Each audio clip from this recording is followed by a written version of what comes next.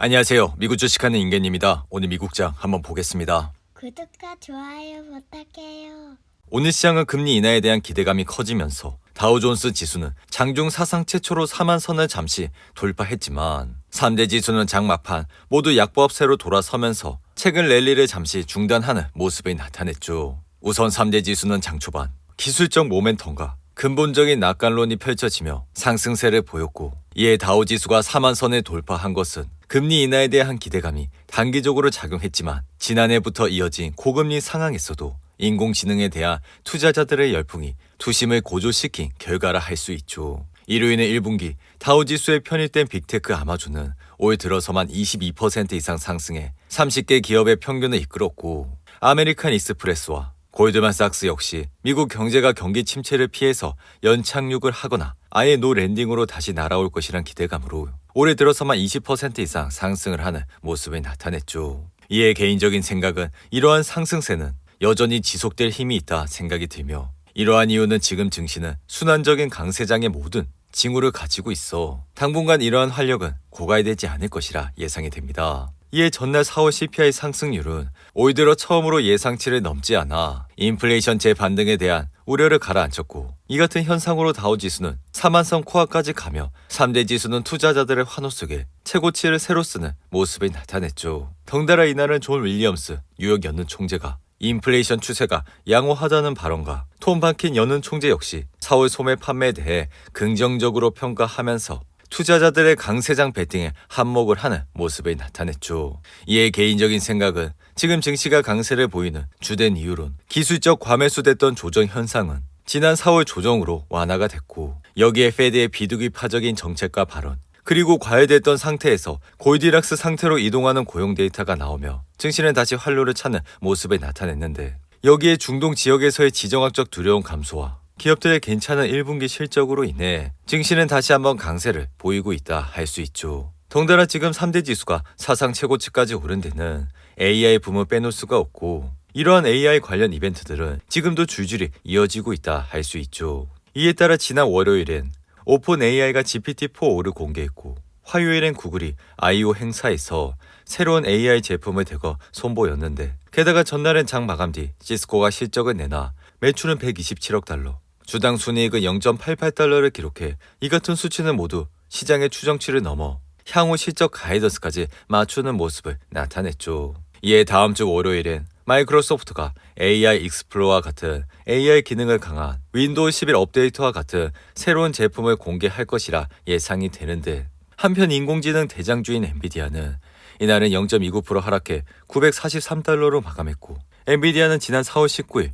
762달러를 찍은 이후 지속적인 상승세를 타면서 현재 주가까지 올라왔다 할 수 있죠. 이에 엔비디아는 지난 1년간 거듭된 깜짝 실적으로 시장의 기대치를 충족해 주가는 큰 폭의 상승세를 탔고, 이어 올 들어서는 5개월이 채 되지 않았음에도 불구하고 95% 이상 올라 우리들의 지갑을 두둑해 만들어줬다 할 수 있죠. 하지만 이러한 지속적인 상승세에 단 하나 우려가 되는 것은 이러한 깜짝 실적이 엔비디아의 주가에 독이 될 수도 있어. 다가오는 22일 장 마감 후 실적을 발표하는 엔비디아가 투자자들을 실망시키지 않으려면 1분기 매출이 최소 260억 달러를 기록해야 할 것으로 생각이 들며, 주당 순이익 역시 시장이 예상을 하고 있는 5.52달러보단 훨씬 더 높게 나와야 할 것이라 생각이 듭니다. 이에 개인적인 생각은 엔비디아에 대한 시장의 눈높이가 크게 높아진 것은 지난 4분기 실적 때 221억 달러의 매출과 5.15달러의 주당 순이익을 기록했기 때문인데, 이에 엔비디아의 매출은 1년 전 같은 기간보다 265% 급증했고 총 이익 역시 769%나 급증한 것으로 나타나 현재까지 주가는 급격하게 상승을 하고 있다 할 수 있죠. 이에 개인적인 생각은 이번 1분기 실적에서도 엔비디아는 시장의 예상치를 크게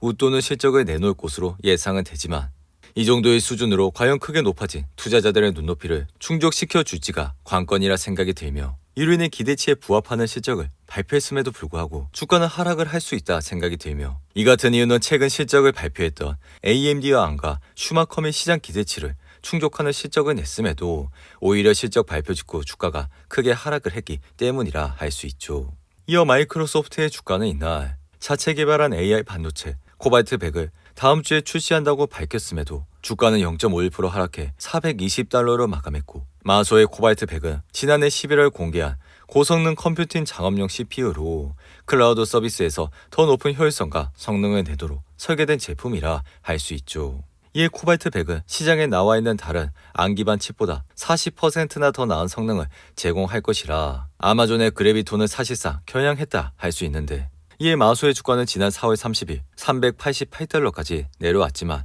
이내 반등을 하면서 현재 주가까지 올라왔고, 덩달아 최근 1분기 실적에서도 시장 예상치를 뛰어넘으며 주가는 상승해 개인적인 생각은 마소는 앞으로도 꾸준히 우상향을 할 수 있을 것이라 예상이 됩니다. 한편 지난해 일본 상사 주식을 대거 매수해 관심을 끌었던 워렌 버핏은 비밀리에 보험사 처부 주식을 대량으로 사들인 것으로 밝혀졌고, 이에 버크셔가 지난 후반 사들인 처부 주식 수는 2,600만 주로 시가로는 67억 달러 규모라 버크셔 투자 포트폴리오 중 9번째에 이른 것으로 확인이 됐죠. 이로 인해 보험 분야는 버크셔 회사회가 잘 아는 분야라 아무리 주가가 크게 올라도 버핏이 잘 모르는 이유로 엔비디아와 같은 반도체 종목에 손을 대지 않는 것과 달리 처분은 버핏이 그 진가를 알아볼 수 있을 만한 분야인 보험사라 할 수 있는데, 이로 인해 버크셔 회사의 주가 역시 이날은 강보합 상태로 마감하며 413달러까지 올라왔고, 이전 영상에서도 말씀을 드렸지만 크게 고민하지 않고 매달 버크셔 회사와 같은 좋은 주식을 모아 가신다면 앞으로도 좋은 수익률을 얻을 수 있을 것이라 말씀을 드린 바가 있죠.